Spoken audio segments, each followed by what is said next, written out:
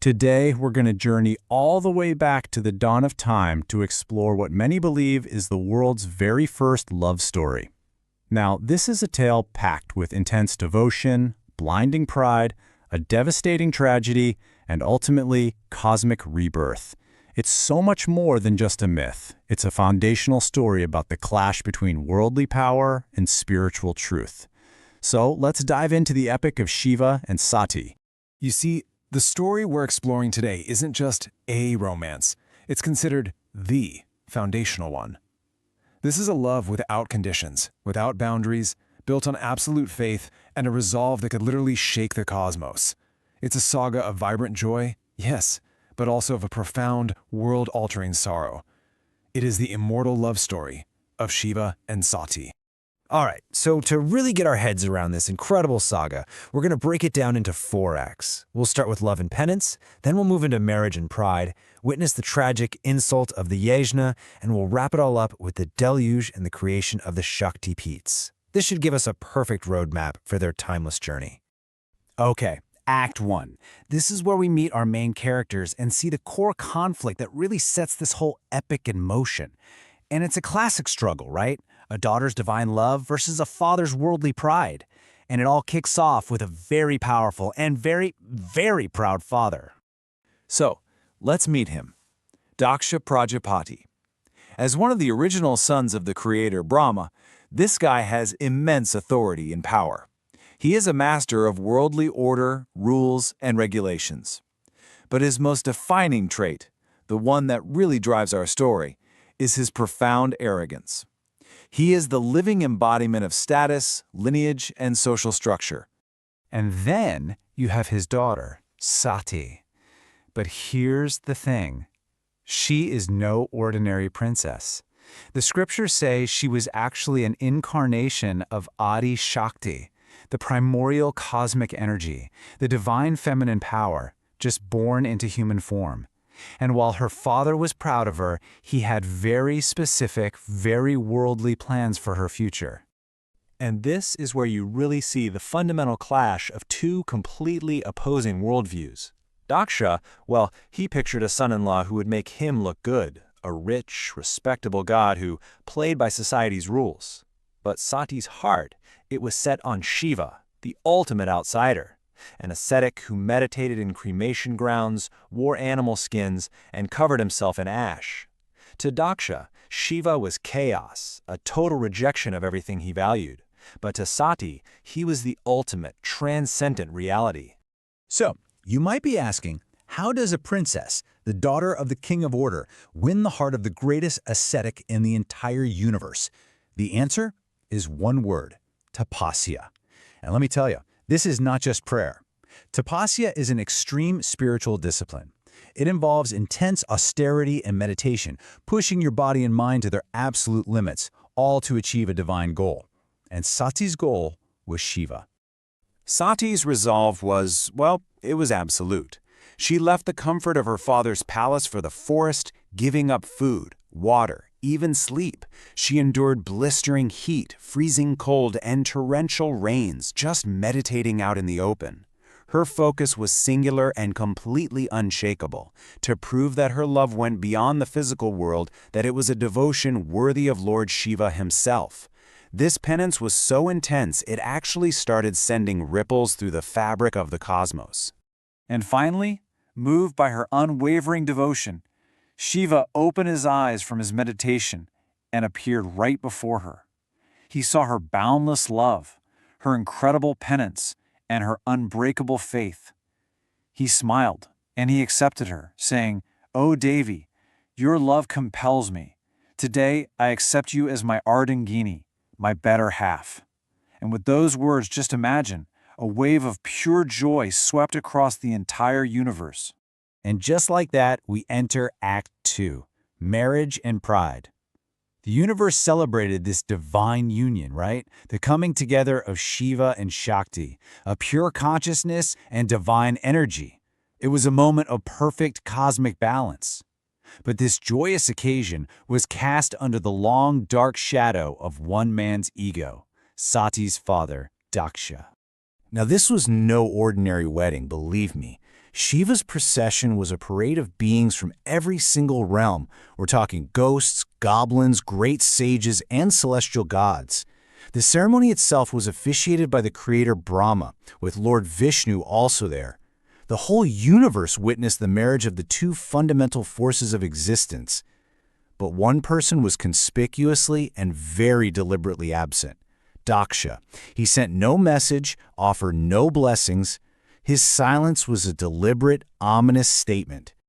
You see, for Daksha, this wasn't a sacred moment. It was a public humiliation. He believed his daughter had chosen a completely unworthy ascetic, a social reject, over all the respectable matches he had in mind.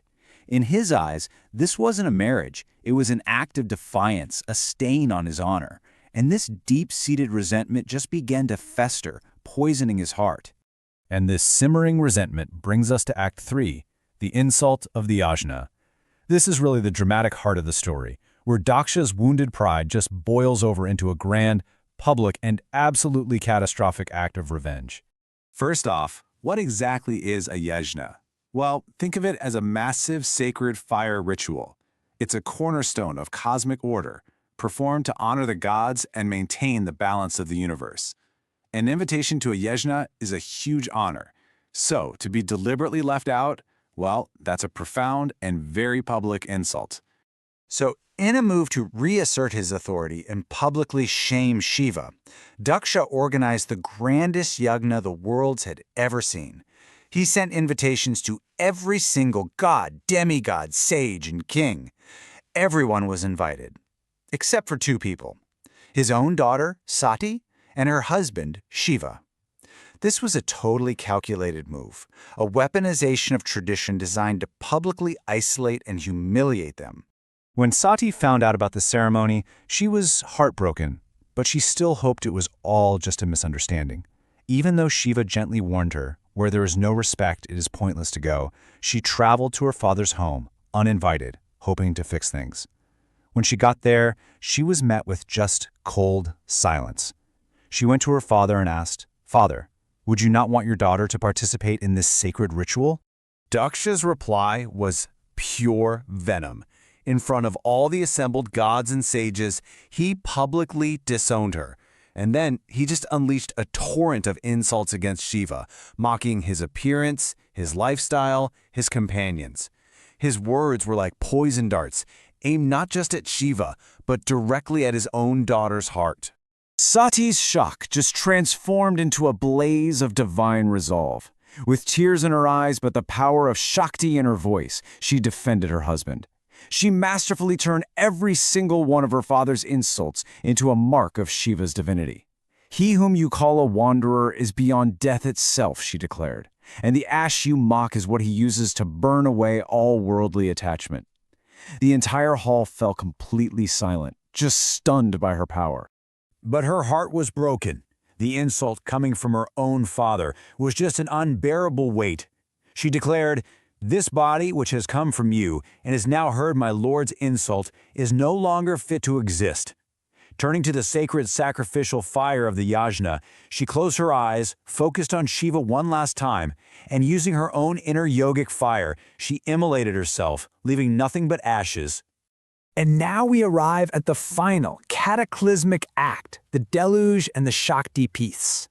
Sati's sacrifice didn't end the story, oh no! Instead, it unleashed a storm of grief so powerful it became a cosmic force, one that would shake the very foundations of creation, and, paradoxically, lead to a new form of sacred life. Back on Mount Kailash, Shiva felt Sati's departure from the world. His meditative calm shattered, replaced by an unimaginable grief that quickly exploded into cosmic rage. In his fury, he tore a single lock of hair from his head and hurled it to the ground.